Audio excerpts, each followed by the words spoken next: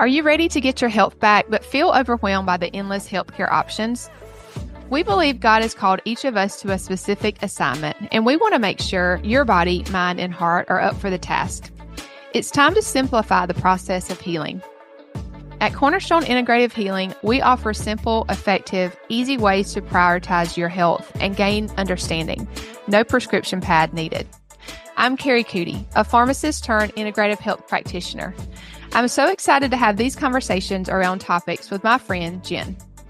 Hi there, I'm Jenn, and together with our team at Cornerstone Integrative Healing, we offer an alternative to traditional healthcare, combining our expertise and experience in the medical field with our knowledge and faith to break the cycles of guessing what's wrong. We know the road to healing, feeling good again, can be overwhelming. You can expect honest conversations around the ups and downs of healing. The truth is, there are so many layers to healing. Because we've taken the time to learn where true healing comes from, we've learned how to help other women to discover a different way of caring for themselves. Join us every week for new episodes as we discuss topics that are personal and pertinent to your healing journey. Welcome back to the Cornerstone Integrative Healing Podcast. I'm here with my co-host Jenn, and we have our special guest back with us, Marina. We have a good topic today, one that we're excited to kind of dive deeper into. We're doing this series before you take it. We're talking about different medications and just things you should know before you take them, or if you're already on these medications, things that just informed consent. So today we're talking about birth control. We were just talking about how it's given out like candy. Tons and tons of people are on birth control, considering getting on birth control for a variety of reasons. So we just wanted to start this conversation, and we'll have this conversation because I think it's really important that you do know what you're consenting to when you start this drug. And you're not really usually given that at the doctor's office. And we've gotten this question, and we see people questioning, should I get on this? They don't feel like they have any other options. And that's really not true. So we wanted to just talk about some of these things today. Yeah, and we're really lucky to have the perspective of pharmacists here. So, Marina and Kari, of course, are both PharmDs. I think it's really important because they understand these drugs maybe better than some of the doctors do. And so their perspective matters. So thanks, guys. I'm really excited. Yeah, me too. Mm-hmm. Okay. So, Marina, you want to dive in? Like, what is birth control? Yeah, sure. So, put simply, and Jenn is probably really good at explaining this too, but birth control, specifically, we're talking about the pill, usually estrogen, progesterone combinations, whether it's low dose or high dose. It shuts down ovulation, and it does that by disrupting what you might know is the HPA axis, so hypothalamus pituitary axis. So it shuts down the communication between your brain, your pituitary gland, and your ovaries. So it kind of just flattens out, any hormonal fluctuation that we might have in a cycle of 28, 34 days cycle, whatever yours is. And so it replaces, by ingesting a tablet, it's replacing your natural hormone cycle with a synthetic one. So you're taking synthetic progesterone and estrogen. Jenn, do you have any more to add to that? No, I know you were going to get into this, but shutting down, what they consider the HPO axis, which is hypothalamic pituitary ovary axis, is super, super important because overall, I think this is if you're just listening and you're thinking, okay, why do I need to listen to this if I'm not on birth control? If you have girls, if you have granddaughters, it's important that you had this information. And when you shut down that HPO axis, you shut down ovulation because it's mimicking pregnancy, right? In the body, it tricks the body into thinking it's pregnant. And when you do that, when you shut down ovulation, you shut down your overall exposure to natural progesterone, right? When we ovulate, that's when we get progesterone. And that increases your risk over time for estrogen-sensitive cancers. So if you have a family history of estrogen-sensitive cancers, it's really important that you listen. Yeah. And an ovulation is a cornerstone to women's health, truly. Like, Absolutely. it's truly like a 100%. vital sign, right? It is the And life synthetic force. yeah, and synthetic hormones are not the same as the ones that your body produces. No. So why are In these fact, they're the prescribed? opposite. They're Yeah, that's true. they Right. in order to, of course, patent them as a drug, they need to make an analog, which means they chemically need to change them. And what happens is those synthetic hormones, it's like putting the wrong key into a lock, right? You know how when you put the wrong key into a lock and it kind of jams it and you can't get it out? That's Yeah. what those synthetic hormones do to your hormone receptors. Yep. And I also want to say, like, up front, like, there is no shame in if you were on birth control, if you used Absolutely. to take birth control. I was on it for 8 years. And I know many people that were, and that are now seeing kind of the downstream Yeah. bodily effects it has, not only physically but emotionally. So this is a no judgment zone, and we just wanted to put that out there because it's not like we're exempt from this. No, amen. Yeah. Yeah. I mean, I was on it for 10 years as well. So, yeah, I wish somebody would have told me this. So this is, maybe that's the boat that you're in. And I also wanted to mention before we go on any further, this is not medical advice. So have a chat with your doctor. We're not telling you what to do with your medications. But why is this so readily prescribed? It was meant for birth control, so like not getting pregnant. But now we use it for acne, we use it for PMS, PCOS, irregular cycles, all kind of other things rather than just preventing getting pregnant. Just any kind of hormonal issue, this seems to be like the first line of here's what we're going to do. And we just want you to maybe consider your other options. If you listen to this podcast and you still think this is the best thing for you to do, then obviously we make our own choices. But there's just a lot more that goes into it than just take this pill because I have PMS kind of situation. So um, I know we already mentioned like what birth control does in your body, and we focused in on how it shuts down ovulation. Um, you know, do we want to go into more information about why that matters, or do you feel like we covered that enough? No, Marina, definitely. I think we should. There are lots of consequences to Yeah. shutting down ovulation. Marina, do you want to do that, or you want me to do that? You can go ahead and I'll tag on after. Sure. So, but natural progesterone, of course, has many other functions besides affecting our cycle. It affects our moods, so brain health. Progesterone is vital, to support healthy moods. So when you're not getting those, when you're not getting that natural progesterone release from ovulation, brain health can definitely be affected. Thyroid function. Remember, all the hormones interact together, right? Right. People forget that. Those endocrine organs are literally an orchestra, and they are all, if one is out of tune, the other organs realize that.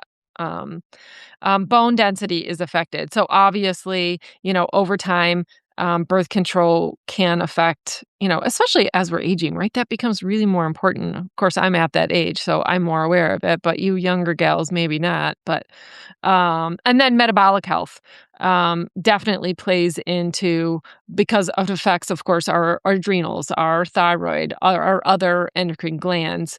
It does overall affect, metabolic health in general, which I don't think a lot of women sort of attribute, maybe. Although sometimes they do get weight gain with certain pills, so maybe sometimes. I guess it depends on their side effects. Right. And one of the more, I guess, more personal things that I've realized that it did to me, and this is out of the physical but more on the emotional spectrum, is it completely takes you out of your feminine energy and disconnects you from your body entirely. So if you're not having normal hormonal fluctuations, you don't have to worry about certain things. You don't have to track anything. You don't have to know when you're ovulating or when you're not, because all of that is hindered. And when we see our bodies as like a burden, because we can take birth control so we don't get our periods around this vacation, or we take birth control so we don't get our periods around this time. Our bodies are it's told to us that our bodies are a burden, but we can suppress them. We can kind of overrule the natural order of things. And that just leaves you, it leaves you truly disconnected. It leaves you truly at a loss for when you come off of the birth control and your body is telling you all of these things, and it's heightened because it's, it no longer has that synthetic hormone in it. It gets to be very overwhelming. And the depression and anxiety that can come from being off of it and not knowing your body at all anymore is great. And I want to emphasize that point really. It can be very detrimental to the mind, coming off of something and not knowing your body at all because it's been shut down for 8-10 years, almost a decade for some people. So it is a woman's lifeline to go through, I'm going to say a 28-day cycle, but I don't mean that everyone has that. But fluctuating hormones throughout a month's time is our lifeline. And that's how it's meant to operate for so many different reasons. So your body is not a bother or a burden. It's your lifeline. So I just wanted to add that in. I can see too, like how when I came off and just those couple of years that like I was struggling to conceive afterwards, I don't feel like I was I wasn't really connected with what my body was doing, but also emotionally, I don't feel like I was with it. It's just like there was no emotion for so long. And probably I look back and it was likely because of that. Yeah. So I just put that little piece together. So I'm a testimony to that too. Miranda, do you want to talk just about some of the side effects that women can experience from being on birth control? And when we talk about birth control, it doesn't have to be the pill. It could be the shot. Am I right, ladies, too? Right? The shot that will cause these same side effects. So whether you're on like the Depo shot or any synthetic hormones, basically. Yeah. And that could be IUD even. Mm-hmm. Yeah. Yeah, anything like that. Yeah. So the biggest thing is, it can deplete a lot of our nutrients. Specifically, I want to point out zinc as one of the big ones. And the reason I'm pointing that out is endometriosis is linked to a zinc deficiency. So when you go to your doctor, they say you probably have endometriosis. You can already alert yourself, like, probably have some sort of zinc deficiency. So let's put you on the pill that can further decrease that. Now, that to me, that doesn't make any sense. It's actually the opposite of what we would want to do. So I just wanted to mention that because I find that very compelling, especially for people that have, the diagnosis of endometriosis. Be careful with that. And hey, while you're on zinc, we need sodium to activate zinc. That's all another connection as well. Most of us are deficient in sodium. So we were talking about that on the last episode. We're gonna die on that hill. Yeah, I will. Yeah, that's a hill I would die on. But along with zinc, selenium is another one that's deficient, and there's not a lot of sources of selenium in our modern diet. So we're already depleted in that. We're adding something in that depletes it further.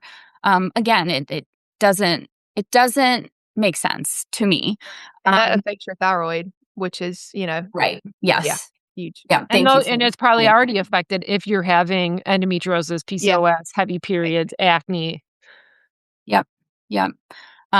B vitamins, B12, folate, vitamin C, CoQ10. These are all vital nutrients for fertility in general. And in your early teens, early 20s, late teens, you might not be thinking about that, but you need to. You need to have those reserves built up for when you do want to get pregnant. So it's extremely vital to worry about that when you're on the pill or even after, to replenish some of those stores. Do you ladies one more thing while I was thinking about it before I forget, if you are considering birth control for actually pregnancy prevention. We recorded a episode on fertility awareness method that you might want to check out as a way that you can avoid getting on birth control and kind of do more of like a natural fertility situation. So we'll link Yes. that below. Yes, Leah's incredible. Yeah. She's a physician's assistant, certified in that natural method, and it's brilliant. Yeah, Yeah. good stuff on there. For sure. Go ahead. And I just want to add, like, it's interesting, like when you're going on the pill, you're, like I said, you're in your teenager years, early 20s, and that's the years where you're not really paying attention to your diet, to your lifestyle, right? You're kind of like in this maybe you're going to college, going to school, you're having fun, you're with your friends. And so all of those nutrients are probably lower because of the lifestyle you are living, and then you're adding something on that kind of makes it worse, so to say. So I just want to point that out, to be mindful of these things, because I wish someone would have pointed that out to me at the time too. So Yeah, for sure. Thanks for that. And, all the things that we're talking about, that a lot of these play into just, I get that you might not be thinking about fertility, but just having a good cycle, right? We don't want to have PMS. Maybe you're dealing with acne, these types of things. I get that this might seem like a good quick fix, but to actually get to the root would help so many other things, like everything's connected. So, yeah, just popped in my head. Gut health is another thing that's impacted by birth control, which is probably it's probably definitely connected to why I had gut issues from being on it for so long. I didn't really put that together until afterwards. But it definitely alters the microbiome. And, a lot of these things that it depletes, especially like B vitamins, is really important for digestion because of how it affects stomach acid. So it can being on the birth control pill can definitely affect, bloating, IBS type symptoms, overgrowth of bacteria, and just it can actually by itself cause leaky gut, which exposes you to a lot of immune type issues and just decreased digestive ability in general. And I kind of want to hit that point, even go a little deeper with that Yeah. point, because this is something I have experienced in my own journey after being taken off birth control, is that when synthetic estrogen is added into the body, the liver actually upregulates bile acid synthesis. But if you're upregulating bile acid synthesis and your intestines can't properly reabsorb all that bile acid, it causes that bile acid to spill out into the colon. And when it spills out into the colon, it can cause loose stools, urgent stools, flaky stools, just kind of like an imbalance of a biome. And, that also could be called bile acid malabsorption, where you're not reabsorbing those bile acids in the small intestine. And when that pattern is disrupted, and the bile acids go into the colon, this is how incredibly smart our bodies are. The gut biome actually changes to favor bile acid tolerant species. So you might upregulate some of those not so favorable bacteria and downregulate more of the favorable bacteria that we want. So compensate. Yeah, to compensate for that. So again, it alters the biome, and that's how, like Kari said, you can get leaky gut, autoimmunity, food sensitivities, that sort of thing. And it also kills off your butyrate, which I know we talked about in another episode, is a short-chain fatty acid that's really key in anti-inflammation. So if you're decreasing something that's anti-inflammatory, also not necessarily a good thing. Which is a great segue. And because it alters the microbiome, leads to mood and mental health changes. Because, of course, a lot of our neurotransmitters are made in our gut. And so when you're altering the microbiome because of the gut-brain axis, you are going to alter neurotransmitter production, which can affect mood, causing all sorts of types of things, anxiety, depression, irritability, more PMS. It's all down the line. So, It's funny how when you kind of try to put a Band-Aid on a problem and don't really get to the root issue, you actually trade one set of problems for another set of 14 likely other. bigger problems, For Right. sure. One of the biggest things that I noticed is coming off of birth control, I had no idea how to deal with my emotions. No Really? idea, Yeah. because they had been so blunted. Because your cycle is the same for 28 days, you have no fluctuation in your hormones.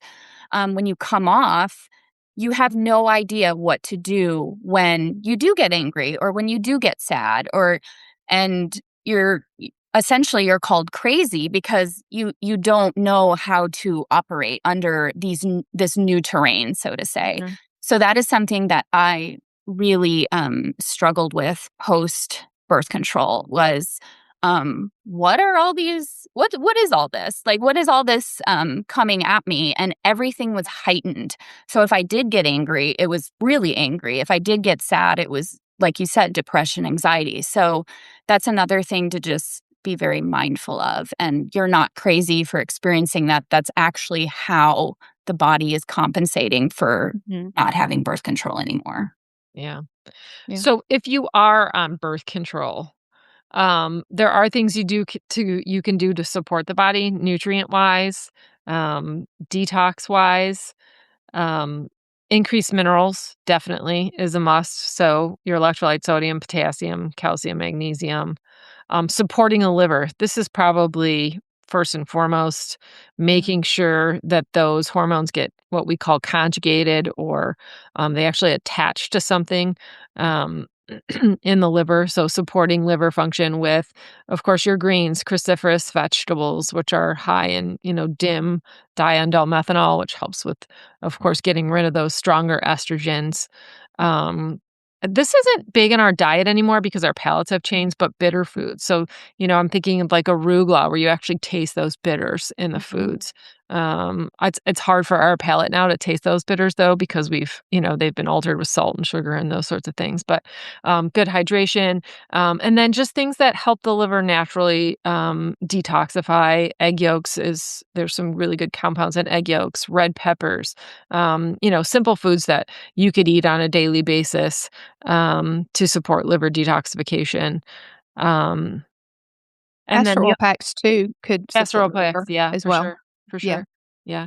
And then I'm thinking about the gut. So, and this goes back to, so when we're talking about supporting the body on birth control, these are things that you should be doing to maybe, if you have issues, and they want to put you on birth control, these are also things to Yeah. do if Right. that's the case and you wanna avoid birth control.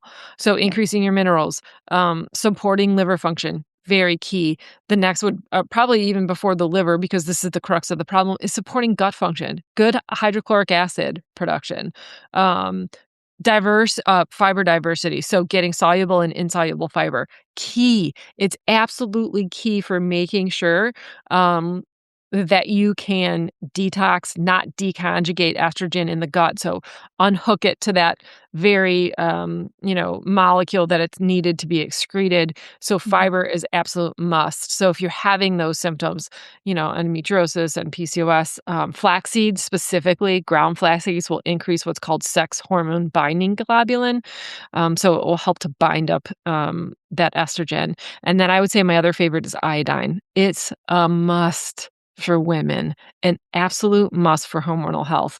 In Japan, in the coastal regions where their diet is naturally higher in iodine, they have very, very low incidence of estrogen-sensitive cancers, and cycle issues because of the iodine in their diet. So, a good source of I like Lugol's solution, which is, how about half and half iodine and iodide? There's not a lot of formulas on the market. We use prolamine iodine in our practice, or iodomir. Those are also Lugol's solution, meaning it's half iodine, half iodide. Um, Yeah. Brenna, do you want to talk about the rest of those nutrients? B vitamins. Yeah, B vitamins, omega 3s. So making sure fatty fish. I know it's not everyone's favorite, but anchovies, sardines are a mainstay in my diet right now. Getting, lower mercury, lower heavy metal fish like salmon, I would say at least 3 to 4 times a week, especially if you're on birth control currently. Yeah. Yeah, for sure. And too, I know we've talked about it, but like just trying to, maybe you don't feel like you can decrease your stress, but trying to better manage your stress and thinking about just, being in a good routine, making sure you're getting enough sleep, like all the things that we're talking about, those things will help them work better, essentially. Right. So Let's not forget the basics. Good call, Kari. Like, you need enough sleep. You need to keep your blood sugar. Like, decreasing stress starts with circadian rhythm, blood sugar, sleep. Like, that's fundamentally, I've seen cycles change just doing those basics. yeah, because they're foundational for everybody and everything, honestly. So Right. being in sync with the light, making sure you're eating enough, eating often enough, we've told you kind of a few things that you might want to include in there, but if you're not there, that's where you start, and then you try to start adding some of these things in because that's absolutely Correct. foundational for sure. Yeah. Well, this was encouraging for me. I hope women listening, whether you're in the childbearing ages or not, like I've said before, you have daughters, you have granddaughters, pass this information on, share the podcast. I think if we can get this information out about birth control and some of the limitations and side effects of birth control and how it affects the cycle and digestion and mood and energy, women might, think twice about using birth control so readily. Yeah. Myrna, I know you got some parting words for us. I do. And this is just because of my own personal journey with birth control and what I believe the effect it had on our fertility. But I heard these words spoke in another podcast, and it really hit me and made me think about this a little more deeply. And they said, if this drug was designed for men, it would be pulled from the market because of the chronic detrimental effects it has on the body. That's mind-blowing to me. Yeah. For sure. Yeah. Thanks for So I that. think that says a lot. Right. Drop the mic. We'll leave you with that thought. No, but Not really, sugarcoating it here. right? Yeah. If you want sugarcoating, you're in the wrong place. Yeah. But yes, so we hope that you've enjoyed this. Again, this is a safe place to have these conversations. There's no shame or judgment here. I mean, we all were doing at the time what we thought was best. But we hope that this is more information for you, more things to consider. And yeah, let us know if you have any questions, if you want to have a conversation about this, if we can help you in any way. We're here to do that whenever you might need it. So all of our information is in the show notes or the description of this video, and we'll see you guys on the next episode. If this episode has served you in any way, drop a review wherever you listen to podcasts. We'd love it if you'd share any aha moments or takeaways on Instagram and tag us at Cornerstone Integrative Healing. And if you haven't already hit the subscribe button, please do so. We want to continue to walk this journey with you. Until next time, friends, know that we're praying for you.